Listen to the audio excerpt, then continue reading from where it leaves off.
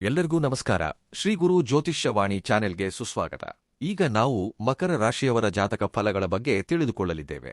ಈ ರಾಶಿಯವರಿಗೆ ಆಗಸ್ಟ್ 5, 6, 7 ಮತ್ತು 8ನೇ ತಾರೀಖುಗಳಲ್ಲಿ ಅವರ ಜೀವನದಲ್ಲಿ ನಿಜವಾಗಿಯೂ ಏನು ನಡೆಯಲಿದೆ ಎಂಬ ವಿಷಯಗಳನ್ನು ಈಗ ನಾವು ಈ ವಿಡಿಯೋದಲ್ಲಿ ಸ್ಪಷ್ಟವಾಗಿ ತಿಳಿದುಕೊಳ್ಳೋಣ. ನೀವು ಇಷ್ಟು ದಿನಗಳಿಂದ ಯಾರನ್ನಾದರೂ ಕುರುಡಾಗಿ ನಂಬಿದ್ದೀರೋ, ಯಾರಿಗೋಸ್ಕರ ನಿಮ್ಮ ಸಮಯ, ಹಣ ಹಾಗೂ ಪ್ರಾಣವನ್ನೂ ಸಹ ಪಣವಾಗಿಟ್ಟಿದ್ದೀರೋ, ಸರಿಯಾಗಿ ಅವರೇ ನಿಮ್ಮನ್ನು ನಡುರಸ್ತೆಯಲ್ಲಿ ನಿಲ್ಲಿಸಿ ಅಳಿಸುತ್ತಿದ್ದಾರೆ.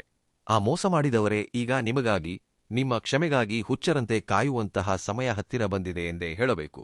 ಹಾಗೆಯೇ ಈ ದಿನ ನಿಮ್ಮ ಇಷ್ಟ ದೈವವನ್ನು ಒಮ್ಮೆ ಮನಸ್ಸಿನಲ್ಲಿ ನೆನೆಸಿಕೊಂಡು ಈ ಮಾತುಗಳನ್ನು ಪ್ರಶಾಂತವಾಗಿ ಕೇಳಿ. ಈ ದಿನ ನಾನು ಹೇಳಲಿರುವ ವಿಷಯಗಳು ಖಂಡಿತವಾಗಿಯೂ ನಿಮ್ಮ ಮನಸ್ಸನ್ನು ಮುಟ್ಟುತ್ತವೆ. ಮುಖ್ಯವಾಗಿ 3 ಅಕ್ಷರಗಳಿಂದ ಹೆಸರುಗಳು ಪ್ರಾರಂಭವಾಗುವವರಲ್ಲಿ ನೀವು ಏಕೆ ಅವರೊಂದಿಗೆ ಎಚ್ಚರಿಕೆಯಿಂದ ಇರಬೇಕು ಎಂಬುದನ್ನು ವಿವರವಾಗಿ ಈ ದಿನ ನೀವು ತಿಳಿದುಕೊಳ್ಳಲಿದ್ದೀರಿ. ಈ ಸತ್ಯಗಳನ್ನು ಜೀರ್ಣಿಸಿಕೊಳ್ಳುವುದು ನಿಮಗೆ ಸ್ವಲ್ಪ ಕಷ್ಟ ಎಂದೇ ಅನಿಸಬಹುದು, ಎದೆ ಭಾರವಾಗಬಹುದು. ಆದರೆ ನಿಮ್ಮ ಭವಿಷ್ಯಕ್ಕಾಗಿ, ನಿಮ್ಮ ಪ್ರಶಾಂತತೆಗಾಗಿ ಈ ಸತ್ಯಗಳನ್ನು ನೀವು ಖಂಡಿತವಾಗಿಯೂ ತಿಳಿದುಕೊಳ್ಳಲೇಬೇಕು. ನಿಮ್ಮ ಜೀವನವನ್ನು ಆಟದ ಬೊಂಬೆಯಂತೆ ಆಟವಾಡಿಕೊಂಡವರಿಗೆ ಕಾಲವು ಎಲಾಂಟಿ ಗುಣಪಾಠ ಕಲಿಸಲಿದೆಯೋ, ಅವರ ಪರಿಸ್ಥಿತಿ ಈಗ ಹೇಗೆ ತಲೆಕೆಳಗಾಗಲಿದೆಯೋ ತಿಳಿದುಕೊಂಡರೆ ನಿಜವಾಗಿಯೂ ನೀವು ಆಶ್ಚರ್ಯಪಡುತ್ತೀರಿ. ನಿಮ್ಮ ಸಮಸ್ಯೆಗಳು ತೀರಿ ಹೋಗಲಿ, ನಿಮ್ಮ ಕಷ್ಟಗಳು ತೊಲಗಿ ಹೋಗಿ, ನಿಮಗೆ ಆ ಭಗವಂತನ ಆಶೀರ್ವಾದ ಯಾವಾಗಲೂ ಇರಲಿ ಎಂದು ಮನಪೂರ್ವಕವಾಗಿ ಪ್ರಾರ್ಥಿಸುತ್ತಿದ್ದೇನೆ. ಹಾಗೆಯೇ ನಾನು ನಿಮಗೊಬ್ಬ ಶ್ರೇಯೋಭಿಲಾಷಿಯಂತೆ, ನಿಮ್ಮ ಒಳ್ಳೆಯತನವನ್ನು ಹಾಗೂ ನಿಮ್ಮನ್ನು ಅರ್ಥಮಾಡಿಕೊಳ್ಳುವಂತಹ ಒಬ್ಬ ಸ್ನೇಹಿತೆಯಂತೆ ಹೇಳುತ್ತಿದ್ದೇನೆ. ನಿಮ್ಮ ಸಮಸ್ಯೆ ಏನೇ ಇರಲಿ, ಅದನ್ನು ಭಗವಂತನ ಪಾದಗಳ ಬಳಿ ಇಟ್ಟಂತೆ ಭಾವಿಸಿ ಮನಸ್ಸನ್ನು ಪ್ರಶಾಂತವಾಗಿಟ್ಟುಕೊಂಡು ಕೇಳಿ. ಹೇಳಬೇಕೆಂದರೆ ಈ ರಾಶಿಯಲ್ಲಿ ಹುಟ್ಟಿದವರು ಯಾರಿದ್ದಾರೋ ಅವರು ಸಹಜವಾಗಿಯೇ ಬಹಳ ಸೂಕ್ಷ್ಮ ಮನಸ್ಸಿನವರಾಗಿರುತ್ತಾರೆ. ಎದುರಿನವರು ಕಷ್ಟದಲ್ಲಿದ್ದಾರೆ ಎಂದು ತಿಳಿದು ನಿಮ್ಮ ಮನಸ್ಸು ಕರಗಿದರೆ ಸಾಕು, ನಿಮ್ಮ ಜೇಬಿನಲ್ಲಿರುವ ಕೊನೆಯ ರೂಪಾಯಿಯಾಗಿದ್ದರೂ ಸಹ ತೆಗೆದು ಎದುರಿನ ವ್ಯಕ್ತಿಗೆ ಕೊಡುವಷ್ಟು ದೊಡ್ಡ ಮನಸ್ಥಿತಿ ನಿಮ್ಮದು. ಯಾರಾದರೂ 2 ಹನಿ ಕಣ್ಣೀರು ಹಾಕಿದರೆ ಸಾಕು, ನಿಮ್ಮ ಎದೆ ಕರಗಿ ಹೋಗುತ್ತದೆ. ಅದು ನಿಮ್ಮ ಪಾಲಿಗೆ ಅತಿದೊಡ್ಡ ಶಾಪವಾಗಿ ಬದಲಾಗುತ್ತದೆ ಎಂದು ನೀವೆಂದಾದರೂ ಯೋಚಿಸಿದ್ದೀರಾ? ನೀವು ಸರಿಯಾದವರನ್ನಲ್ಲದೆ ತಪ್ಪು ವ್ಯಕ್ತಿಗಳನ್ನು ನಂಬಿದ್ದರಿಂದಲೇ ನಿಮ್ಮ ಜೀವನದಲ್ಲಿ ಎಷ್ಟೋ ಕಷ್ಟಗಳು, ಊಹಿಸದ ನಷ್ಟಗಳನ್ನು ಇದುವರೆಗೆ ನೀವು ಎದುರಿಸುತ್ತಾ ಬಂದಿದ್ದೀರಿ. ನಿಮ್ಮ ಸುತ್ತಮುತ್ತಲಿರುವವರು ನಿಮ್ಮ ಒಳ್ಳೆಯತನವನ್ನು ನಿಮ್ಮ ದೌರ್ಬಲ್ಯವಾಗಿ ನೋಡಿದರು. ಸ್ನೇಹಿತರ ರೂಪದಲ್ಲಿ ಬಂದವರು ನಿಮ್ಮ ನಂಬಿಕೆಯನ್ನು ಆಸರೆಯಾಗಿ ಮಾಡಿಕೊಂಡು ನಿಮ್ಮನ್ನು ಸಂಪೂರ್ಣವಾಗಿ ಬಳಸಿಕೊಂಡರು. ಬಂಧುಗಳ ಮುಸುಕಿನಲ್ಲಿ ಬಂದವರು ನಿಮ್ಮ ಎದುರಿಗೆ ನಗುತ್ತಲೇ ನಿಮ್ಮ ಬೆನ್ನ ಹಿಂದೆ ಗುಂಡಿ ತೋಡುತ್ತಿದ್ದಾರೆ. ಆರ್ಥಿಕವಾಗಿ, ಮಾನಸಿಕವಾಗಿ, ವೈಯಕ್ತಿಕವಾಗಿ ಹೀಗೆ ನೀವು ಎಷ್ಟೋ ರೀತಿಯಲ್ಲಿ ಮೋಸ ಹೋಗಿದ್ದೀರಿ ಎಂದೇ ಹೇಳಬೇಕು. ಇನ್ನು ಯಾರಿಗೋ ಏನೋ ಅಗತ್ಯ ಬಂದಿದೆ ಎಂದು ಅವರು ಅಳುತ್ತಾ ನಿಮ್ಮ ಬಳಿಗೆ ಬಂದರೆ, ನೀವು ಸಾಲಗಳನ್ನು ಮಾಡಿ ನಿಮ್ಮ ಸಮಸ್ಯೆಗಳನ್ನೆಲ್ಲ ಪಕ್ಕಕ್ಕಿಟ್ಟು ಎದುರಿನ ವ್ಯಕ್ತಿಗಳ ಸಮಸ್ಯೆಗಳ ಬಗ್ಗೆ ಅಂದರೆ ಅವರಿಗೆ ಅಗತ್ಯವಿದೆಯೇನೋ ಎಂದು ಅವರಿಗೆ ಸಾಲವಾಗಿ ಕೊಡಲು ನೀವೇ ಬೇರೆಯವರಿಂದ ಸಾಲ ತಂದು ಕೊಡುತ್ತಿದ್ದೀರಿ. ನಿಮ್ಮ ಹೊಟ್ಟೆಯನ್ನು ಹಸಿವಿನಿಂದ ಇಟ್ಕೊಂಡು ಅವರ ಹೊಟ್ಟೆಯನ್ನು ತುಂಬಿಸುತ್ತಿದ್ದೀರಿ. ತೀರಾ ನಿಮ್ಮ ಕೈಯಲ್ಲಿ ಹಣ ತೀರಿದ ಮೇಲೆ ಅಥವಾ ನೀವು ಹಣ ಕೇಳುವ ಸಮಯ ಬಂದ ಮೇಲೆ ಅವರು ಮುಖವನ್ನು ಹೇಗೆ ಅಡಗಿಸಿಕೊಳ್ಳುತ್ತಾರೆ ಎಂಬುದನ್ನು ಒಮ್ಮೆ ನಿಮ್ಮ ಗತಕಾಲವನ್ನು ನೆನಪಿಸಿಕೊಳ್ಳಿ. ಅವರು ಫೋನ್ ನಂಬರ್ಗಳನ್ನು ಬದಲಾಯಿಸುವುದು ಅಥವಾ ನಿಮ್ಮ ನಂಬರನ್ನು ಬ್ಲಾಕ್ ಮಾಡುವುದು, ಇಂತಹವುಗಳನ್ನೆಲ್ಲ ಮಾಡಿರಬಹುದು. ಅಲ್ಲದೆ ಅವರಿಗೆ ಏನೋ ಅನ್ಯಾಯ ಮಾಡಿದಂತೆ ತಿರುಗಿ ನಿಮ್ಮ ಮೇಲೆಯೇ ನಿಂದೆಗಳನ್ನು ಹಾಕುವುದು ನಡೆದಿದೆ. ನಿಮ್ಮ ಅಂತರಾತ್ಮಕ್ಕೂ ಈ ವಿಷಯಗಳೆಲ್ಲ ತಿಳಿದಿದೆ ಎಂದೇ ಹೇಳಬೇಕು. ಹಾಗೆಯೇ ಎಷ್ಟೋ ಸುಳ್ಳು ವಾಗ್ದಾನಗಳು, ಎಷ್ಟೋ ಸುಳ್ಳು ಮಾತುಗಳು, ಇವೆಲ್ಲವನ್ನೂ ನಂಬಿ ನೀವು ನಿಮ್ಮ ಜೀವನದ ಎಷ್ಟೋ ಮೌಲ್ಯಯುತವಾದ ಸಮಯ, ಹಣ, ಯೌವನವನ್ನು ಕಳೆದುಕೊಂಡಿದ್ದೀರಿ. ಅವರು ನಿಮ್ಮೊಂದಿಗೆ ಆಡಿದ ಮಾನಸಿಕ ಚದುರಂಗದಲ್ಲಿ ನೀವು ಅಮಾಯಕರಾಗಿ ಹಲವು ರೀತಿಯಲ್ಲಿ ಮೋಸ ಹೋಗಿ ನಿಮಗೆ ನೀವೇ ಕ್ರೂರವಾಗಿ ನೋವು ಅನುಭವಿಸುತ್ತಿದ್ದೀರಿ. ಇಷ್ಟೆಲ್ಲ ನೆನಪಿಸಿಕೊಳ್ಳುತ್ತಿದ್ದರೆ ನಿಮಗೆ ತಿಳಿಯದಂತೆ ನಿಮ್ಮ ಕಣ್ಣುಗಳಲ್ಲಿ ನೀರು ತುಂಬಿ ಬರುತ್ತಿದೆ ಅಲ್ಲವೇ? ನಿಮ್ಮ ಗಂಟಲು ಕಟ್ಟಿ ಬರುತ್ತಿದೆ ಅಲ್ಲವೇ? ಒಂದು ಹಂತದಲ್ಲಿ ಯಾರೋ ಒಬ್ಬ ಸ್ನೇಹಿತನನ್ನು ಪ್ರಾಣಕ್ಕಿಂತ ಹೆಚ್ಚಾಗಿ ನಂಬಿ ನೀವು ನಿಮ್ಮ ಕಷ್ಟಾರ್ಜಿತವನ್ನೆಲ್ಲ ಸುರಿದಿರಬಹುದು. ನನ್ನ ಕುಟುಂಬ ಬೀದಿಗೆ ಬಿದ್ದಿದೆ, ನನಗೆ ಈ ಒಂದು ಸಹಾಯ ಮಾಡಿ ಎಂದು ಬೇಡಿಕೊಂಡಾಗ ನಿಮ್ಮ ಸ್ವಂತದವರನ್ನು ಬಿಟ್ಟು ನೀವು ಸಹಾಯ ಮಾಡಿದ್ದೀರಿ. ನಿಮ್ಮ ಅಗತ್ಯಗಳನ್ನು ಮುಂದೂಡಿದ್ದೀರಿ. ಕೊನೆಗೆ ಆ ಸ್ನೇಹಿತ ಮತ್ತೆ ನಿಮ್ಮನ್ನು ಆರ್ಥಿಕವಾಗಿ ಮಾತ್ರವಲ್ಲದೆ ಮಾನಸಿಕವಾಗಿಯೂ ಮೋಸಗೊಳಿಸಿ ಮುಳುಗಿಸಿ ಹೊರಟು ಹೋದನು. ಇನ್ನು ನೀವು ಫೋನ್ ಮಾಡಿದರೆ ಕಟ್ ಮಾಡುತ್ತಾರೆ, ಎದುರು ಬಿದ್ದರೆ ಗುರುತಿಲ್ಲದಂತೆ ಹೊರಟು ಹೋಗುತ್ತಾರೆ. ಹಾಗೆಯೇ ಒಬ್ಬ ಸಂಬಂಧಿಯನ್ನು ನಂಬಿ ನೀವು ನಿಮ್ಮ ಮನೆಯಲ್ಲಿ ಆಶ್ರಯ ನೀಡಿದರೆ ಅವರು ನಿಮ್ಮ ಮನೆಯಲ್ಲೇ ಇದ್ದುಕೊಂಡು ನಿಮ್ಮ ಕುಟುಂಬದ ಸದಸ್ಯರ ನಡುವೆ, ನಿಮ್ಮ ನಡುವೆ, ಗಂಡ ಹೆಂಡತಿಯ ನಡುವೆ, ಅಣ್ಣ ತಮ್ಮಂದಿರ ನಡುವೆ ಬೆಂಕಿ ಇಟ್ಟರು. ಇದ್ದ ಪ್ರಶಾಂತತೆಯನ್ನು ಸಂಪೂರ್ಣವಾಗಿ ನಾಶ ಮಾಡಿದರು. ನಿಮ್ಮ ಮಲಗುವ ಕೋಣೆಯ ರಹಸ್ಯಗಳನ್ನು ತಿಳಿದುಕೊಂಡು ಅವುಗಳನ್ನು 4 ಜನರ ಮುಂದೆ ಹೇಳಿ ಹಗುರವಾಗಿ ಮಾತನಾಡಿದರು. ಇನ್ನೊಬ್ಬರು ನಿಮ್ಮ ಜೀವನಕ್ಕೆ ಬಂದು, ನಾನು ನಿಮಗೆ ಬೆಂಬಲವಾಗಿರುತ್ತೇನೆ, ನಿಮ್ಮ ಕಷ್ಟ ಸುಖಗಳಲ್ಲಿ ಪಾಲ್ಗೊಳ್ಳುತ್ತೇನೆ, ನಿಮಗೆ ಜೊತೆಯಾಗಿರುತ್ತೇನೆ ಎಂದು ಹೇಳಿ ನಿಮ್ಮ ಭಾವನೆಗಳೊಂದಿಗೆ ಕ್ರೂರವಾಗಿ ಆಟವಾಡಿದರು. ಅವರ ಮಾತುಗಳನ್ನು ನಂಬಿ ನೀವು ನಿಮ್ಮ ಜೀವನದ ಎಷ್ಟೋ ಮೌಲ್ಯಯುತ ವರ್ಷಗಳನ್ನು ವ್ಯರ್ಥ ಮಾಡಿಕೊಂಡಿದ್ದೀರಿ. ಇತರರು ನಿಮ್ಮನ್ನು ನೋಡಿ ಹುಚ್ಚರು ಎಂದು ನಗುತ್ತಿದ್ದರೆ ನೀವು ಮಾತ್ರ ಮೌನವಾಗಿ ಆ ಎದೆನೋವನ್ನು ಸಹಿಸುತ್ತಾ ಬಂದಿದ್ದೀರಿ. ಅವರಿಗೆ ಯಾವುದೇ ಅನ್ಯಾಯವಾಗಬಾರದು, ಅವರು ಚೆನ್ನಾಗಿರಬೇಕು ಎಂದು ನೀವು ಬಯಸಿದರೆ ಅವರು ಮಾತ್ರ ನಿಮ್ಮನ್ನು ನಿಂತ ನೆಲದಲ್ಲೇ ಮುಳುಗಿಸಿದರು. ಈ ವಿಷಯಗಳನ್ನೆಲ್ಲ ನೆನಪಿಸಿಕೊಂಡರೆ ನಿಮ್ಮ ಮನಸ್ಸಿಗೆ ಬಹಳ ನೋವಾಗುತ್ತದೆ ಅಲ್ಲವೇ? ನೀವು ಭಯಪಟ್ಟ ಈ ಭಯಾನಕ ಸತ್ಯಗಳನ್ನು ನಿಜವಾಗಿಯೂ ನೀವು ಹೊರಗೆ ಯಾರೊಂದಿಗೂ ಹಂಚಿಕೊಳ್ಳಲಾಗಲಿಲ್ಲ. ಎಷ್ಟೇ ಎದೆನೋವಿದ್ದರೂ ತುಟಿಗಳ ಮೇಲೆ ಕಿರುನಗೆ ಮಾಸದಂತೆ ಎಲ್ಲರೊಂದಿಗೂ ಸಾಮಾನ್ಯವಾಗಿ ಮಾತನಾಡಿದ್ದೀರಿ. ಆಫೀಸಿನಲ್ಲಿ, ಮನೆಯಲ್ಲಿ, ಹಬ್ಬಗಳಲ್ಲಿ ಎಲ್ಲರ ಮುಂದೆ ನಗುತ್ತಲೇ ಓಡಾಡಿದ್ದೀರಿ. ನಿಮ್ಮನ್ನು ಮೋಸಗೊಳಿಸಿದವರು ಮಾತ್ರ ಬಹಳ ಸಂತೋಷವಾಗಿದ್ದಾರೆ, ಅವರ ಜೀವನ ಬಹಳ ಅದ್ಭುತವಾಗಿ ಸಾಗುತ್ತಿದೆ ಎಂದು ನೀವು ಎಷ್ಟೋ ಬಾರಿ ಅಂದುಕೊಂಡಿರುತ್ತೀರಿ. ಅವರು ಕಾರುಗಳಲ್ಲಿ ತಿರುಗಾಡುತ್ತಾ ನಗುತ್ತಾ ಹಾಯಾಗಿ ಕುಟುಂಬದವರೊಂದಿಗೆ ಆನಂದವಾಗಿ ಸಮಯ ಕಳೆಯುತ್ತಿದ್ದರೆ ಧರ್ಮ, ನ್ಯಾಯ ಎಂಬುದು ಎಲ್ಲಿದೆ ಭಗವಂತನೇ? ಇವರನ್ನು ಏಕೆ ಶಿಕ್ಷಿಸುತ್ತಿಲ್ಲ? ನನಗೇಕೆ ಈ ಕರ್ಮ ಬೆನ್ನತ್ತಿದೆ ಎಂದು ನೀವು ಎಷ್ಟೋ ನಿದ್ರೆಯಿಲ್ಲದ ರಾತ್ರಿಗಳನ್ನು ಕಳೆದಿದ್ದೀರಿ ಎಂದೇ ಹೇಳಬೇಕು. ದೇವರೆದುರು ನಿಂತು ಎಷ್ಟೋ ಬಾರಿ ಕಣ್ಣೀರಿನಿಂದ ಆ ಸ್ವಾಮಿಯನ್ನು ಪ್ರಶ್ನಿಸಿದ್ದೀರಿ. ನಿಮ್ಮ ಜೀವನ ಇನ್ನು ಮುಗಿಯಿತು ಎಂದೇ ನೀವು ಅಂದುಕೊಳ್ಳುತ್ತಾ ಬಂದಿದ್ದೀರಿ. ಆದರೆ ಅತಿ ಮುಖ್ಯವಾದ ಸತ್ಯವೊಂದನ್ನು ನೀವು ಸಂಪೂರ್ಣವಾಗಿ ಮರೆಯುತ್ತಿದ್ದೀರಿ. ಕರ್ಮ ಯಾರನ್ನೂ ಎಂದಿಗೂ ಬಿಡುವುದಿಲ್ಲ, ಕರ್ಮ ಯಾವುದನ್ನೂ ಮರೆಯುವುದಿಲ್ಲ. ಆದರೆ ಜೀವನ ಎಂಬುದು ನೀವು ಎಸೆದ ಕಲ್ಲಿನಂತಲ್ಲ, ನೀವು ನೆಟ್ಟ ಬೀಜದಂತೆ. ಅದು ಬೆಳೆದು ಮರವಾಗಿ ಫಲ ಕೊಡಲು ಸ್ವಲ್ಪ ಸಮಯ ಬೇಕಾಗುತ್ತದೆ ಅಲ್ಲವೇ? ಅದು ಹೇಗೆ ನಿಶ್ಶಬ್ದವಾಗಿ ತನ್ನ ಕೆಲಸವನ್ನು ತಾನು ಮಾಡುತ್ತಾ ಹೋಗುತ್ತದೆಯೋ, ಎಂದೋ ಒಂದೊಮ್ಮೆ ಎಲ್ಲೋ ಒಂದು ಕಡೆ ಮಾಡಿದ ತಪ್ಪಿಗೆ ಬಡ್ಡಿ ಸಮೇತ ಬೆಲೆ ತೆರಲೇಬೇಕು. ಈಗ ಸರಿಯಾಗಿ ಅದೇ ನಡೆಯಲಿದೆ. ಕಾಲಚಕ್ರ ಗರಗರನೆ ತಿರುಗಿದೆ. ನನ್ನ ಮಾತುಗಳನ್ನು ನಂಬಿ ಸೃಷ್ಟಿಯಲ್ಲಿ ಬದಲಾವಣೆ ಎಂಬುದು ಯಾವಾಗಲೂ ಪ್ರಾರಂಭವಾಗುತ್ತಲೇ ಇರುತ್ತದೆ. ಒಂದು ಕಾಲದಲ್ಲಿ ನಿಮ್ಮನ್ನು ನೋಡಿ ವ್ಯಂಗ್ಯವಾಗಿ ನಕ್ಕವರು, ನಿಮ್ಮನ್ನು ಅಡಿಯಡಿಯಲ್ಲೂ ಅವಮಾನಿಸಿದವರು, ನಿಮ್ಮ ಅಮಾಯಕತೆಯನ್ನು ಆಸರೆಯಾಗಿ ಮಾಡಿಕೊಂಡು ನಿಮ್ಮ ನಂಬಿಕೆಯನ್ನು ಹುಸಿಗೊಳಿಸಿದವರು ಈಗ ತೀವ್ರವಾದ ಅಶಾಂತಿಗೆ ಒಳಗಾಗುತ್ತಾರೆ. ಅವರಿಗೆ ನಿದ್ರೆ ಇಲ್ಲದಂತಾಗುತ್ತದೆ. ಅವರ ಎದೆಯಲ್ಲಿ ಭಯ ಪ್ರಾರಂಭವಾಗುತ್ತದೆ. ಇನ್ನು ನೀವು ಜೀವನದಲ್ಲಿ ಎಂದಿಗೂ ಚೇತರಿಸಿಕೊಳ್ಳಲು ಸಾಧ್ಯವಿಲ್ಲ ಎಂದು ಅವರಾಗಿಯೇ ತಿಳಿದುಕೊಳ್ಳುತ್ತಾರೆ. ನೀವು ಎಂದಿಗೂ ಅವರ ಮುಂದೆ ಸೋತರು, ಅವರಂತೆ ತಲೆಬಾಗುವ ಪರಿಸ್ಥಿತಿ ನಿಮಗಂತೂ ಖಂಡಿತ ಬರುವುದಿಲ್ಲ.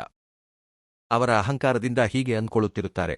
ಆದರೆ ನೀವು ಮಾತ್ರ ಯಾವಾಗಲೂ ಸಂತೋಷವಾಗಿ ಆನಂದವಾಗಿ ನಿಮ್ಮ ಜೀವನವನ್ನು ಕಳೆಯಲಿದ್ದೀರಿ.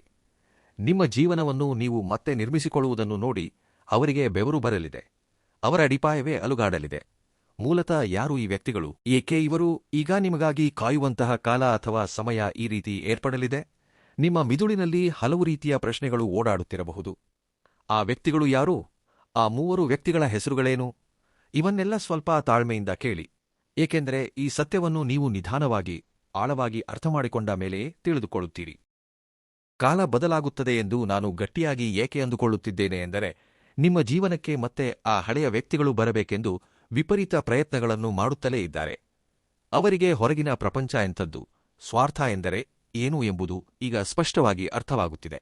ನಿಮ್ಮನ್ನು ಮೋಸಗೊಳಿಸಿದವರು ಎಷ್ಟು ದೊಡ್ಡ ತಪ್ಪು ಮಾಡಿದರು, ಎಷ್ಟು ಶ್ರೇಷ್ಠ ವ್ಯಕ್ತಿಯನ್ನು ನಾವು ಕಳೆದುಕೊಂಡೆವು ಎಂಬುದು ಅವರಿಗೆ ಈಗ ಸಂಪೂರ್ಣವಾಗಿ ತಿಳಿದುಬರುತ್ತಿದೆ. ಕರ್ಮ ತನ್ನ ನಿಜವಾದ ಪ್ರತಾಪವನ್ನು ತೋರಿಸಲು ಪ್ರಾರಂಭಿಸುತ್ತದೆ. ಈಗ ಅವರ ಜೀವನದಲ್ಲಿ ಊಹಿಸದ ಸಮಸ್ಯೆಗಳು, ಆರ್ಥಿಕ ನಷ್ಟಗಳು, ಆರೋಗ್ಯ ಸಮಸ್ಯೆಗಳು ಅವರನ್ನು ಸುತ್ತುವರಿಯಲಿವೆ. ಒಂದು ಕಾಲದಲ್ಲಿ ಅವರು ಯಾರನ್ನು ಕುರುಡಾಗಿ ನಂಬಿ ನಿಮ್ಮನ್ನು ತೊರೆದರೋ, ನಿಮ್ಮ ಮೇಲೆ ನಿಂದೆಗಳನ್ನು ಹಾಕಿದರೋ, ಈಗ ಸರಿಯಾಗಿ ಅವರೇ ನಿಮ್ಮನ್ನು ಹುಡುಕಿಕೊಂಡು ಬರಲಿದ್ದಾರೆ. ಅವರು ಯಾರನ್ನು ಸಂಪೂರ್ಣವಾಗಿ ನಂಬಿದ್ದರೋ ಅವರು ಇವರನ್ನು ಕ್ರೂರವಾಗಿ ಮೋಸಗೊಳಿಸಿದರು. ಅದಕ್ಕಾಗಿಯೇ ಅವರಿಗೆ ಈಗ ಸಂಪೂರ್ಣವಾಗಿ ನಿಮ್ಮ ಮೌಲ್ಯ, ನಿಮ್ಮ ಒಳ್ಳೆಯತನ ಅರ್ಥವಾಗಿದೆ. ನಿಮಗಾಗಿ ಈಗ ಅವರು ಕಣ್ಣಲ್ಲಿ ಎಣ್ಣೆ ಬಿಟ್ಟುಕೊಂಡು ಕಾಯುತ್ತಿದ್ದಾರೆ. ನಿಮ್ಮೊಂದಿಗೆ ಮತ್ತೆ ಹೇಗೆಯಾದರೂ ಪರಿಚಯ ಬೆಳೆಸಿಕೊಳ್ಳಬೇಕು, ನಿಮ್ಮ ಮೂಲಕ ಮತ್ತೆ ಲಾಭ ಪಡೆಯಬೇಕು ಅಥವಾ ಕನಿಷ್ಠ ನಿಮ್ಮ ಸಹಾನುಭೂತಿಯನ್ನಾದರೂ ಪಡೆಯಬೇಕು ಎಂದು ಅವರು ತರಹೇವಾರಿ ಯೋಜನೆಗಳನ್ನು ಹಾಕಿಕೊಳ್ಳುತ್ತಾ ಬಂದಿದ್ದಾರೆ. ಅವರು ನಿಮ್ಮ ಸ್ನೇಹಿತರ ಮೂಲಕ, ಸಂಬಂಧಿಕರ ಮೂಲಕ ರಾಯಭಾರ ಕಳುಹಿಸಬಹುದು. ಅಥವಾ ಇಲ್ಲಿ ನೀವು ಬಹಳ ಎಚ್ಚರಿಕೆಯಿಂದ ಇರಬೇಕಾದ ಅತ್ಯಂತ ಕ್ಲಿಷ್ಟಕರವಾದ ಸಮಯ ಇದು. ಅವರು ನಿಮ್ಮ ಮುಂದೆ ಬಂದು ಮೊಸಳೆ ಕಣ್ಣೀರು ಸುರಿಸಬಹುದು, ನನ್ನನ್ನು ಕ್ಷಮಿಸಿ ಎಂದು ಕಾಲಿಗೆ ಬೀಳಬಹುದು. ಅವರು ಎಷ್ಟೇ ಪ್ರಾರ್ಥಿಸಿದರೂ, ಎಷ್ಟೇ ಕಣ್ಣೀರಿಟ್ಟರೂ ನೀವು ಮತ್ತೆ ಮರೆತು ಸಹ ಅವರ ಮಾತುಗಳನ್ನು ಕೇಳಿಸಿಕೊಳ್ಳಬೇಡಿ. ಮತ್ತೆ ನಿಮ್ಮ ಜೀವನಕ್ಕೆ ಅವರನ್ನು ಖಂಡಿತವಾಗಿಯೂ ಆಹ್ವಾನಿಸಬೇಡಿ. ಕರ್ಮ ಯಾವಾಗಲೂ ನಿಶ್ಶಬ್ದವಾಗಿಯೇ ಕೆಲಸ ಮಾಡುತ್ತದೆ. ಸತ್ಯ ಯಾವಾಗಲೂ ಸ್ವಲ್ಪ ತಡವಾಗಿಯೇ ಗೆಲ್ಲುತ್ತದೆ. ಆದರೆ ಅಂತಿಮ ಗೆಲುವು ಯಾವಾಗಲೂ ಸತ್ಯದ್ದೇ ಆಗಿರುತ್ತದೆ. ಆದ್ದರಿಂದ ಈ ವಿಷಯವನ್ನು ನೀವು ಮನಪೂರ್ವಕವಾಗಿ ನಂಬಿ, ಪ್ರತಿಯೊಂದು ಕ್ರಿಯೆಗೂ ಇನ್ನೊಂದು ಪ್ರತಿಕ್ರಿಯೆ ಇದ್ದೇ ಇರುತ್ತದೆ. ಪ್ರತಿಯೊಂದು ಕೆಲಸಕ್ಕೂ ಒಂದು ಪರಿಣಾಮವಿರುತ್ತದೆ. ಅವರು ನಿಮ್ಮೊಂದಿಗೆ ಆಡಿದ ಆಟಕ್ಕೆ ಈಗ ಅವರೇ ಬಲಿಯಾಗುತ್ತಿದ್ದಾರೆ. ಮುಖ್ಯವಾಗಿ ನಾನು ಹೇಳಲಿರುವ ಆ 3 ಹೆಸರುಗಳು ನೀವು ಖಂಡಿತವಾಗಿಯೂ ಮುನ್ನಡೆಯುವಾಗ 1000 ಬಾರಿಯಲ್ಲ, 1,00,000 ಬಾರಿಯಾದರೂ ಯೋಚಿಸಲೇಬೇಕು. ಆ ಹೆಸರುಗಳಿರುವವರೆಲ್ಲರೂ ಒಂದೇ ರೀತಿ ಇರದಿದ್ದರೂ ಸಹ ನಿಮ್ಮ ಜೀವನದಲ್ಲಿ ನೀವು ಎದುರಿಸುವ ಅತಿ ದೊಡ್ಡ ಮೋಸಕ್ಕೆ ಆ ಹೆಸರುಗಳಿಂದ ಪ್ರಾರಂಭವಾಗುವ ಅಕ್ಷರಗಳೇ ಕಾರಣವೆಂದು ಭಾವಿಸಿ. ಒಂದು ಬಲವಾದ ಸಂಬಂಧದೊಂದಿಗೆ ಅದು ಬೆಸೆದುಕೊಂಡಿರುತ್ತದೆ. ಆದರೆ ಆ ಹೆಸರುಗಳೇನು ಎಂದು ನೀವು ಕಾತುರದಿಂದ ಕಾಯುತ್ತಿದ್ದೀರಿ ಎಂಬುದು ನನಗೆ ಈಗ ಅರ್ಥವಾಗುತ್ತಿದೆ. ನೀವು ಒಂದು ವಿಷಯದ ಬಗ್ಗೆ ತೀವ್ರವಾಗಿ ಯೋಚಿಸಿ. ಮೂಲತಃ ವ್ಯಕ್ತಿಗಳು ಯಾರು? ಏಕೆ ಇವರು ನಿಮ್ಮ ಜೀವನಕ್ಕೆ ಮತ್ತೆ ಬರಬೇಕೆಂದು ಕೊಂಡಿದ್ದಾರೆ? ಯಾವ ಕರ್ಮ ಇವರನ್ನು ಸುಡಲಿದೆ? ಆ 3 ಅಕ್ಷರಗಳ ಹೆಸರುಗಳೇನು? ಏಕೆ ಎಂಬುದನ್ನು ನೀವು ಈಗ ಯೋಚಿಸುತ್ತಿದ್ದೀರಲ್ಲವೇ? ಈ ಬಾರಿ ಮಾತ್ರ ನಿಮ್ಮ ಮನಸ್ಸು ಹೇಳುವ ಮಾತುಗಳನ್ನು ಮಾತ್ರ ನಂಬಿ. ನಿಮ್ಮ ಅಂತರಾತ್ಮದ ದನಿಯನ್ನು ಸರಿಯಾಗಿ ಅರ್ಥಮಾಡಿಕೊಳ್ಳಿ. ಇತರರ ಮಾತು ಕೇಳಿ ನೀವು ಮೋಸ ಹೋಗಬೇಡಿ. ಯಾರಾದರೂ ನಿಮಗೆ ಏನಾದರೂ ಸಲಹೆ ನೀಡಿದರೆ ಅದು ನಿಜವೇನೋ ಎಂದು ಕುರುಡಾಗಿ ನಂಬಬೇಡಿ. ಅವರ ಮಾಯದ ಮಾತುಗಳಿಗೆ ಎಂದಿಗೂ ಮರುಳಾಗಬೇಡಿ. ಆದರೆ ಈಗ ಆ ಪರಿಸ್ಥಿತಿ ಹೇಗೆ ಬದಲಾಗಬೇಕು? ಹೇಗೆ ಬದಲಾಗಲಿದೆ? ನೀವು ಹೇಗೆ ಬದಲಾಯಿಸಿಕೊಳ್ಳಬೇಕು ಎಂಬ ವಿಷಯವನ್ನು ತಿಳಿದುಕೊಳ್ಳೋಣ. ನೀವು ಯಾರನ್ನು ನಂಬಬೇಕು, ಯಾರನ್ನು ಹತ್ತಿರಕ್ಕೂ ಸೇರಿಸಬಾರದು ಎಂಬುದನ್ನು ಸ್ಪಷ್ಟವಾಗಿ ತಿಳಿದುಕೊಳ್ಳಿ. ಸತ್ಯ ಯಾವಾಗಲೂ ಸ್ವಲ್ಪ ಕಹಿಯಾಗಿ ಇರುತ್ತದೆ, ಆದರೆ ಅದು ನಿಮ್ಮ ಪ್ರಾಣವನ್ನು ಖಂಡಿತವಾಗಿಯೂ ಕಾಪಾಡುತ್ತದೆ. ಕರ್ಮ ಎಂಬುದು ತನ್ನ ಕೆಲಸವನ್ನು ತಾನು ಮಾಡುತ್ತಾ ಹೋಗುತ್ತಿರುವಾಗ ನಾವು ಮಧ್ಯದಲ್ಲಿ ತೂರಿ ಅವರನ್ನು ಕಾಪಾಡಲು ಪ್ರಯತ್ನಿಸಬಾರದು. ಹಾಗೆ ಮಾಡಿದರೆ ಆ ಕರ್ಮ ನಮಗೂ ಅಂಟಿಕೊಳ್ಳುತ್ತದೆ. ಅವರು ಮಾಡಿದ ಕರ್ಮವನ್ನು ಅವರೇ ತಾನೇ ಅನುಭವಿಸಬೇಕು. ಸತ್ಯ ಎಂಬುದು ಎಂದಿಗೂ ಅಡಗಿರುವುದಿಲ್ಲ. ಆದ್ದರಿಂದ ನೀವು ಮಾಡಿದ ಪ್ರತಿಯೊಂದು ಒಳ್ಳೆಯ ಕೆಲಸಕ್ಕೂ ಭಗವಂತ ನಿಮಗೆ ಬಹುಮಾನ ನೀಡಲಿದ್ದಾನೆ. ಇತ್ತ ಅವರು ಮಾಡಿದ ಪ್ರತಿಯೊಂದು ಕೆಟ್ಟ ಕೆಲಸಕ್ಕೂ ಕಾಲವು ಈಗಲೇ ಈ ಜನ್ಮದಲ್ಲೇ ಫಲವನ್ನು ಅನುಭವಿಸುವಂತೆ ಮಾಡಿ ಅವರಿಗೆ ಗುಣಪಾಠ ಕಲಿಸಲಿದೆ. ಇನ್ನು ನಿಮ್ಮಲ್ಲಿ ಅನೇಕರು ಈಗಾಗಲೇ ಒಂದು ಆಶಯದಿಂದ ಬದುಕುತ್ತಿದ್ದಾರೆ. ಎಂದೋ ಒಂದು ದಿನ ಅವರು ಬದಲಾಗಬಹುದು, ತಮ್ಮ ತಪ್ಪನ್ನು ತಿಳಿದುಕೊಂಡು ಬರಬಹುದು, ಹಳೆಯ ದಿನಗಳು ಮತ್ತೆ ಬರಬಹುದು ಎಂದು ನೀವು ಅಂದುಕೊಳ್ಳುತ್ತಿರಬಹುದು. ಹೌದು, ಅವರು ಬರುತ್ತಿದ್ದಾರೆ. ಆದರೆ ಅವರು ಬದಲಾಗುವುದಿಲ್ಲ. ಅವರ ಮನಸ್ಥಿತಿಯು ಬದಲಾಗುವುದಿಲ್ಲ. ಅವರ ಮನಸ್ಥಿತಿಯು ಬದಲಾಗುವುದಿಲ್ಲ. ಅವರ ಅಗತ್ಯಕ್ಕಾಗಿ ಮಾತ್ರ ಮತ್ತೆ ನಿಮ್ಮ ಬಳಿಗೆ ಬರಲಿದ್ದಾರೆ. ಇದನ್ನು ನೀವು ನಿಮ್ಮ ಮನಸ್ಸಿನಲ್ಲಿ ಹಚ್ಚೆಯಂತೆ ಖಂಡಿತ ನೆನಪಿನಲ್ಲಿಟ್ಟುಕೊಳ್ಳಬೇಕು. ನಿಮ್ಮ ಒಳ್ಳೆಯತನವನ್ನು ಅವರು ಯಾವಾಗಲೂ ಒಂದು ದೌರ್ಭಾಗ್ಯದ ದೌರ್ಬಲ್ಯವಾಗಿ ನೋಡಿದರು. ನೀವು ಕ್ಷಮಿಸುತ್ತೀರಿ ಎಂಬ ಧೈರ್ಯದಿಂದ, ಇವನು ಎಲ್ಲಿ ಹೋಗುತ್ತಾನೆ ಎಂಬ ನಿರ್ಲಕ್ಷ್ಯದಿಂದ ಅವರು ಪದೇ ಪದೇ ನಿಮ್ಮ ವಿಷಯದಲ್ಲಿ ತಪ್ಪುಗಳನ್ನು ಮಾಡುತ್ತಲೇ ಬಂದರು. ಆದರೆ ಈ ಬಾರಿ ನೀವು ಅವರಿಗೆ ಈ ಅವಕಾಶವನ್ನು ಖಂಡಿತ ನೀಡಬೇಡಿ. ನಿಮ್ಮ ಜೀವನವೇನೂ ಪ್ರಯೋಗಾಲಯವಲ್ಲ. ಪ್ರತಿಯೊಬ್ಬರೂ ಬಂದು ನಿಮ್ಮೊಂದಿಗೆ ಆಟವಾಡಿ ಹೋಗುವುದಕ್ಕೆ ನಿಮಗೆ ಬಹಳ ದೊಡ್ಡ ಮೌಲ್ಯವಿದೆ. ನಿಮಗಂತ ಒಂದು ಆತ್ಮಗೌರವವಿದೆ. ನಿಮ್ಮ ಒಳ್ಳೆಯತನ ಏನೆಂಬುದು ಭಗವಂತನಿಗೆ ತಿಳಿದಿದೆ. ಅದನ್ನು ನೀವು ಯಾರಿಗೋಸ್ಕರವೋ ಯಾವ ಬಂಧಕ್ಕಾಗಿಯೋ ತ್ಯಾಗ ಮಾಡಬೇಕಾದ ಅಗತ್ಯವಿಲ್ಲವಲ್ಲವೇ? ಕರ್ಮ ನಿಶ್ಶಬ್ದವಾಗಿ ಕೆಲಸ ಮಾಡುತ್ತಿರುವಾಗ ಮಧ್ಯದಲ್ಲಿ ನೀವು ತೂರಬಾರದು. ಸತ್ಯ ಸಮಯ ತೆಗೆದುಕೊಳ್ಳುತ್ತದೆ, ಆದರೆ ಅಂತಿಮವಾಗಿ ಗೆದ್ದೇ ಗೆಲ್ಲುತ್ತದೆ. ಹೀಗೆ ಪ್ರತಿಯೊಂದು ಕರ್ಮಕ್ಕೂ ಒಂದು ಫಲವಿದ್ದೇ ಇರುತ್ತದೆ. ಆ ಮಾತುಗಳನ್ನು ನಿಮ್ಮ ಮನಸ್ಸಿನಲ್ಲಿ ಜಪಿಸಿಕೊಳ್ಳಿ. ಯಾರು ಆ ವ್ಯಕ್ತಿಗಳು? ನಿಮಗಾಗಿ ಏಕೆ ಕಾಯುತ್ತಿದ್ದಾರೆ? ಆ ಅಕ್ಷರಗಳಿಂದ ಹೆಸರು ಪ್ರಾರಂಭವಾಗುವವರು ಯಾರು ಎಂಬುದನ್ನು ಈಗ ನೀವು ಖಂಡಿತ ತಿಳಿದುಕೊಳ್ಳಬೇಕು.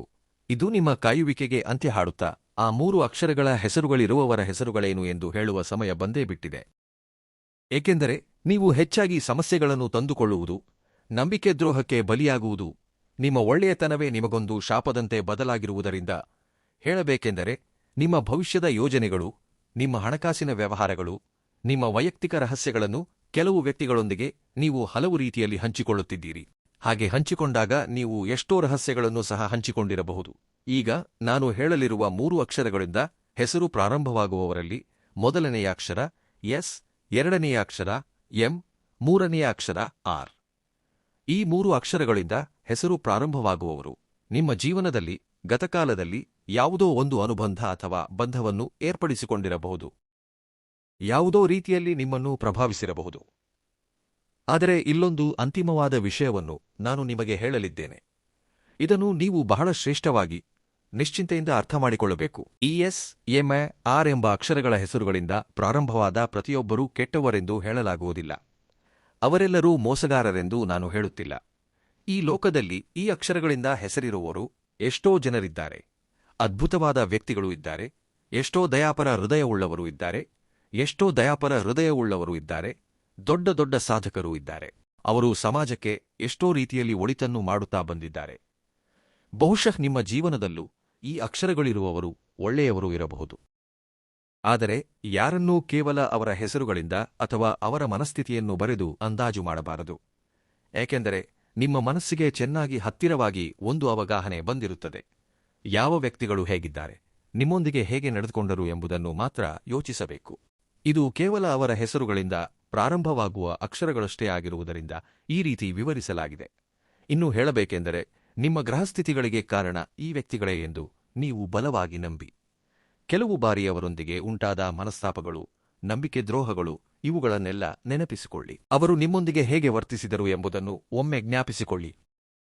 ಆದ್ದರಿಂದ ಈ ಅಕ್ಷರಗಳಿರುವ ವ್ಯಕ್ತಿಗಳೊಂದಿಗೆ ನೀವು ತಕ್ಷಣವೇ ಸಂಬಂಧಗಳನ್ನು ಕಡಿದುಕೊಳ್ಳಬೇಕು ಎಂದು ನಾನು ಇಲ್ಲಿ ಹೇಳುತ್ತಿಲ್ಲ. ಕೇವಲ ಪ್ರಮುಖ ವಿಷಯಗಳಲ್ಲಿ ಸ್ವಲ್ಪ ಎಚ್ಚರಿಕೆಯಿಂದ ಇರಬೇಕು. ಕುರುಡಾಗಿ ಯಾರನ್ನೂ ನಂಬಬಾರದು ಎಂಬುದು ಮಾತ್ರವೇ ನನ್ನ ಸಲಹೆ. ಅವರು ನಿಮಗೆ ಎಷ್ಟೇ ಹತ್ತಿರದವರಾಗಿದ್ದರೂ ನಿಮ್ಮ ಪ್ರಾಣವನ್ನು ತೆಗೆದುಕೊಂಡು ಹೋಗಿ ಅವರ ಕೈಯಲ್ಲಿ ಇಡುವುದಿಲ್ಲವಲ್ಲವೇ? ಆದ್ದರಿಂದ ಅದೇ ಕೆಲಸವನ್ನು ನೀವು ಮಾಡಲು ಹೊರಟಿದ್ದೀರಿ. ಹೀಗಾಗಿ ಸುರಕ್ಷಿತವಾಗಿರಿ. ಈ ಸಂದೇಶವು ಕೇವಲ ನಿಮಗಾಗಿ ಮಾತ್ರ ಉದ್ದೇಶಿಸಲಾಗಿದೆ. ಎಚ್ಚರಿಕೆಯೊಂದಿಗೆ ನಿಮಗಾಗಿ ಈ ವಿವರಣೆಯನ್ನೆಲ್ಲ ನೀಡಲಾಗಿದೆ. ಇನ್ನೂ ನಿಮ್ಮ ಜೀವನದಲ್ಲಿ ಯಾರನ್ನು ನಂಬಬೇಕು, ಯಾರನ್ನೂ ದೂರವಿಡಬೇಕು ಎಂಬುದನ್ನು ಪಕ್ಕದವರ ಮಾತು ಕೇಳದೆ ಪ್ರಾಮಾಣಿಕವಾಗಿ ನಿಮ್ಮ ಅಂತರಾತ್ಮದ ಮಾತನ್ನು ಕೇಳಿ ಎಂದು ಹೇಳಲು ಇದೊಂದು ಸೂಚನೆಯಷ್ಟೇ. ಆದ್ದರಿಂದ ಇಲ್ಲಿಂದ ನೀವು ಜಾಗರೂಕರಾಗಿ ಯೋಚಿಸಬೇಕಾದ ಸಮಯ. ನೀವು ಇತರರೊಂದಿಗೆ ಇದ್ದಾಗ ಅವರ ಆಲೋಚನೆಗಳು, ಮಾತುಗಳು, ಭಾವನೆಗಳು ನಿಮ್ಮ ನಿರ್ಧಾರಗಳ ಮೇಲೆ ಖಂಡಿತ ಪ್ರಭಾವ ಬೀರುತ್ತವೆ. ಆದರೆ ನೀವು ಒಂಟಿಯಾಗಿದ್ದಾಗ ಮಾತ್ರ ನಿಮಗೆ ಸಂಪೂರ್ಣವಾದ ಮಾನಸಿಕ ಸ್ಪಷ್ಟತೆ ಸಿಗುತ್ತದೆ. ನಿಶ್ಶಬ್ದದಲ್ಲೇ ನೀವು ನಿಮ್ಮ ಅಂತರಾತ್ಮದ ಮಾತನ್ನು ಹಾಗೂ ಅದು ಹೇಳುವ ಪ್ರತಿಯೊಂದು ವಿಷಯವನ್ನು ಸ್ಪಷ್ಟವಾಗಿ ಅರ್ಥಮಾಡಿಕೊಳ್ಳಲು ಸಾಧ್ಯವಾಗುತ್ತದೆ. ಇನ್ನು ನಿಮ್ಮ ಜೀವನಕ್ಕೆ ಸಂಬಂಧಿಸಿದ ಅತ್ಯಂತ ಪ್ರಮುಖ ನಿರ್ಧಾರಗಳನ್ನು ಇತರರ ಪ್ರಭಾವವಿಲ್ಲದೆ ನೀವೇ ಸ್ವಂತವಾಗಿ ತೆಗೆದುಕೊಳ್ಳಬೇಕು. ಅದಕ್ಕಾಗಿಯೇ ಒಂಟಿಯಾಗಿದ್ದಾಗ ಈ ವಿಷಯಗಳನ್ನು ಕೇಳಿದರೆ ನಿಮ್ಮ ಗತಕಾಲವನ್ನು ದೂಷಿಸದೆ ಭವಿಷ್ಯವನ್ನು ಸರಿಪಡಿಸಿಕೊಳ್ಳುವ ಅದ್ಭುತ ಅವಕಾಶ ನಿಮ್ಮ ಕೈಗೆ ಸಿಗುತ್ತದೆ. ಹಾಗೆಯೇ ನಿಮ್ಮ ಆತ್ಮಪರಿಶೀಲನೆಗಾಗಿ ನೀವು ಮಾಡಬೇಕಾದ ಅದ್ಭುತವಾದ ಶಕ್ತಿಶಾಲಿ ಪ್ರಕ್ರಿಯೆಯ ಬಗ್ಗೆ ನಾನು ಈಗ ವಿವರಿಸಲಿದ್ದೇನೆ. ಇದು ಯಾವುದೇ ಪೂಜೆಯಲ್ಲ, ಮಂತ್ರತಂತ್ರಗಳಲ್ಲ, ಭಯಪಡಿಸುವ ಆಚಾರ ವಿಚಾರಗಳು ಅದಕ್ಕಿಂತಲೂ ಅಲ್ಲ. ಇದಕ್ಕೆ ₹1 ಕೂಡ ಖರ್ಚಾಗುವುದಿಲ್ಲ. ಕೇವಲ ಮಾನಸಿಕ ವಿಕಾಸಕ್ಕೆ, ನಿಮ್ಮ ಮನಃಶಾಂತಿಗೆ, ನಿಮ್ಮ ಉನ್ನತಿಗೆ ಸಂಬಂಧಿಸಿದ ಸ್ವಚ್ಛವಾದ ಆಧ್ಯಾತ್ಮಿಕ ಮಾರ್ಗದರ್ಶನ. ಒಂದು ಪ್ರಶಾಂತವಾದ ಸಮಯದಲ್ಲಿ, ಮನೆಯಲ್ಲಿ ಯಾರೂ ನಿಮ್ಮನ್ನು ತೊಂದರೆಗೊಳಿಸದಂತಹ ಸ್ಥಳದಲ್ಲಿ ಟಿವಿ, ಫೋನ್ಗಳನ್ನೆಲ್ಲ ಪಕ್ಕಕ್ಕಿಟ್ಟು ನೀವು ಒಂಟಿಯಾಗಿ ಕುಳಿತುಕೊಳ್ಳಿ. ಒಂದು ಸ್ವಚ್ಛವಾದ ಬಿಳಿ ಹಾಳೆ ಮತ್ತು ಪೆನ್ ತೆಗೆದುಕೊಳ್ಳಿ. ಕಣ್ಣು ಮುಚ್ಚಿ 12 ನಿಮಿಷಗಳ ಕಾಲ ನಿಮ್ಮ ಉಸಿರಾಟದ ಮೇಲೆ ಗಮನವಿಟ್ಟು ನಿಮ್ಮ ಇಷ್ಟ ದೈವವನ್ನು, ಕುಲದೇವತೆಯನ್ನು ಅಥವಾ ನಿಮಗೆ ಬಹಳ ಇಷ್ಟವಾದ ದೈವವನ್ನು, ಅನಂತವಾದ ವಿಶ್ವವನ್ನು ಒಮ್ಮೆ ಮನಸ್ಸಿನಲ್ಲಿ ಪ್ರಾರ್ಥಿಸಿಕೊಳ್ಳಿ. ನಿಮ್ಮ ಮನಸ್ಸಿನಲ್ಲಿರುವ ಆಲೋಚನೆಗಳೆಲ್ಲ ಶಾಂತವಾಗುವವರೆಗೆ ಹಾಗೆಯೇ ಕುಳಿತುಕೊಳ್ಳಿ. ಆನಂತರ ನಿಧಾನವಾಗಿ ಕಣ್ಣು ತೆರೆದು ನಿಮ್ಮ ಜೀವನದಲ್ಲಿ ನೀವು ಪ್ರಸ್ತುತ ಅತಿಯಾಗಿ ನಂಬುವ ವ್ಯಕ್ತಿಗಳ ಹೆಸರುಗಳನ್ನು ಆ ಬಿಳಿ ಹಾಳೆಯ ಮೇಲೆ ಬರೆಯಿರಿ. ಅವರು ಯಾರಾದರೂ ಆಗಿರಬಹುದು, ನಿಮ್ಮ ತಂದೆ ತಾಯಿ, ಒಡಹುಟ್ಟಿದವರು, ಪ್ರಾಣ ಸ್ನೇಹಿತರು, ಸಂಬಂಧಿಕರು ಅಥವಾ ನಿಮ್ಮ ಸಂಗಾತಿಯೂ ಆಗಿರಬಹುದು. ಆ ಹೆಸರುಗಳ ಪಕ್ಕದಲ್ಲಿ ಅವರನ್ನು ನೀವೇಕೆ ಅಷ್ಟಾಗಿ ನಂಬುತ್ತಿದ್ದೀರಿ ಎಂಬ ಬಲವಾದ ಕಾರಣಗಳೇನು ಎಂಬುದನ್ನು ಬರೆದುಕೊಳ್ಳಿ. ಇನ್ನೂ ಅವರು ಗತಕಾಲದಲ್ಲಿ ನಿಮ್ಮ ಕಷ್ಟದ ಸಮಯದಲ್ಲಿ ನಿಜವಾಗಿಯೂ ನಿಮ್ಮ ಬೆನ್ನಿಗೆ ನಿಂತಿದ್ದರೆ ಅಥವಾ ಅವರ ಮಾತುಗಳು ಚೆನ್ನಾಗಿವೆ ಎಂದು, ಅವರು ಸಿಹಿಯಾಗಿ ಮಾತನಾಡುತ್ತಾರೆಂದು ನೀವು ಅವರನ್ನು ನಂಬುತ್ತಿದ್ದೀರಾ? ನಿಮ್ಮನ್ನು ನೀವೇ ಪ್ರಾಮಾಣಿಕವಾಗಿ ಪ್ರಶ್ನಿಸಿಕೊಂಡು ಒಮ್ಮೆ ವಿಶ್ಲೇಷಿಸಿಕೊಳ್ಳಿ. ಯಾವುದೇ ಪಕ್ಷಪಾತವಿಲ್ಲದೆ ಬರೆಯಿರಿ. ನಂತರ ಅದೇ ಹಾಳೆಯ ಕೆಳಭಾಗದಲ್ಲಿ ನಿಮ್ಮ ಜೀವನದಲ್ಲಿ ನಿಮ್ಮನ್ನು ಪದೇ ಪದೇ ಅವಮಾನಿಸಿದ, ನಿಮಗೆ ಪದೇ ಪದೇ ಪದೇ ಕಣ್ಣೀರು ಉಳಿಸಿದವರ ಹೆಸರುಗಳನ್ನು ಬರೆದುಕೊಳ್ಳಿ. ಅವರು ನಿಮ್ಮನ್ನು ಹೇಗೆ ಮೋಸಗೊಳಿಸಿದರು, ಯಾವ ವಿಷಯಗಳಲ್ಲಿ ನಂಬಿಕೆ ದ್ರೋಹ ಮಾಡಿದರು, ನಿಮ್ಮ ಹಣವನ್ನು ತೆಗೆದುಕೊಂಡು ಹೇಗೆ ನೀಡದೆ ತಪ್ಪಿಸಿಕೊಂಡರು, ನಿಮ್ಮ ಪ್ರೀತಿಯನ್ನು ಬಳಸಿಕೊಂಡು ನಿಮ್ಮನ್ನು ತೊರೆದರ, ನಿಮ್ಮ ರಹಸ್ಯಗಳನ್ನು ಅವರು ಹೊರಹಾಕಿದರಾ ಎಂಬ ವಿಷಯಗಳನ್ನು ಸ್ಪಷ್ಟವಾಗಿ ಬರೆಯಿರಿ. ಆನಂತರ 2 ಪಟ್ಟಿಗಳನ್ನು ಕಣ್ಣಾರೆ ಬಹಳ ಜಾಗರೂಕತೆಯಿಂದ ಪರಿಶೀಲಿಸಿ. ಈಗ ನಿಮಗೊಂದು ಆಶ್ಚರ್ಯಕರ ನಿಜ ತಿಳಿಯುತ್ತದೆ. ನೀವು ಯಾರನ್ನು ಕುರುಡಾಗಿ, ಪ್ರಾಣಕ್ಕಿಂತ ಹೆಚ್ಚಾಗಿ ನಂಬಿದ್ದೀರೋ ಅವರೇ ನಿಮ್ಮನ್ನು ಹೆಚ್ಚು ಬಾರಿ ನೋಯಿಸಿರಬಹುದು. ಈಗ ನಿಮಗಂತ ಕೆಲವು ಕಠಿಣವಾದ ಮಿತಿಗಳನ್ನು ನಿರ್ಧರಿಸಿಕೊಳ್ಳಬೇಕಾದ ಸಮಯ ಬಂದಿದೆ ಎಂದೇ ಹೇಳಬೇಕು. ಈ 4 ದಿನಗಳಲ್ಲಿ ಸೂಕ್ತ ಮುನ್ನೆಚ್ಚರಿಕೆಗಳನ್ನು ಖಂಡಿತವಾಗಿಯೂ ಪಾಲಿಸಬೇಕು. ಈ ರಾಶಿಯವರು ಈ 4 ದಿನಗಳು ತಪ್ಪದೇ ಬೆಳಿಗ್ಗೆ ಮತ್ತು ಸಂಜೆ ಮನೆಯಲ್ಲಿ ದೀಪಾರಾಧನೆ ಮಾಡಿ ಹಿರಿಯರ ಆಶೀರ್ವಾದ ಪಡೆಯಿರಿ. ಕೋಪವನ್ನು ನಿಯಂತ್ರಿಸಿಕೊಂಡು ಹೊರಗೆ ಹೋಗುವ ಮುನ್ನ ಸಿಂಧೂರವನ್ನು ಅಥವಾ ದುರ್ಗಾದೇವಿಯ ಕುಂಕುಮವನ್ನು ಧರಿಸಿ ಹೊರಡಿ. ಈ ರೀತಿ ಮಾಡಿಕೊಂಡು ನಿಮ್ಮ ಇಷ್ಟದೈವವನ್ನು, ಕುಲದೈವವನ್ನು ಪರಿಪೂರ್ಣವಾಗಿ ನಂಬಿ. ನಿಮ್ಮ ಕೆಲಸಗಳಲ್ಲಿ ಖಂಡಿತವಾಗಿಯೂ ಜಯ ಸಿಗುತ್ತದೆ. ಧನ್ಯವಾದಗಳು.